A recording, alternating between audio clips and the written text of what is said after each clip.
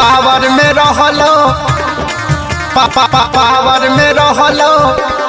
मधुबनी जिला बेटा पावर में रहलो पावर में रहतो 32 खाटी बिहारी कटा से पिस्तौल तक के रख जानकारी 32 खाटी बिहारी कटा से पिस्तौल तक के रख जानकारी 7 समुंदर के गहराई तोर बाप दादा रे कहतो 7 समुंदर के गहराई तोर बाप दादा रे कहतो मधुबनी जिला बेटा पावर में रहलो पावर में रहतो मधुबनी जिला बेटा पावर में रहलो पावर में रहतो पावर में रहलो पावर में रहलो मधुबनी जिला बेटा पावर में रहलो पावर में रहतो जकरा कपूत छही फोटो देखा के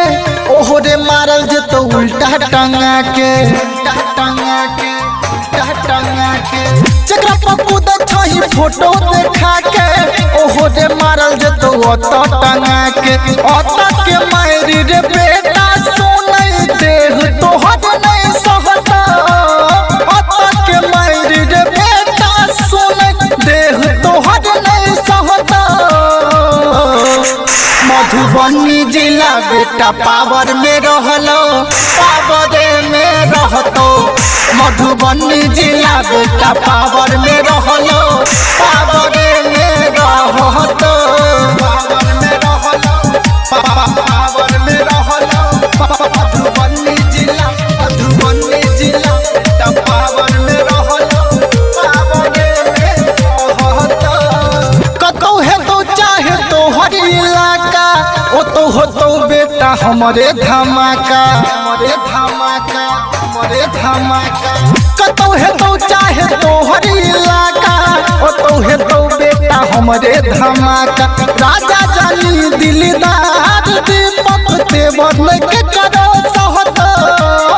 राजा जानी दिलदार दीपक तेवर के करो सहतो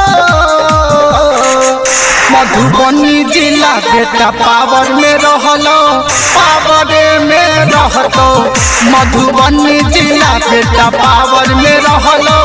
पावर में रहतो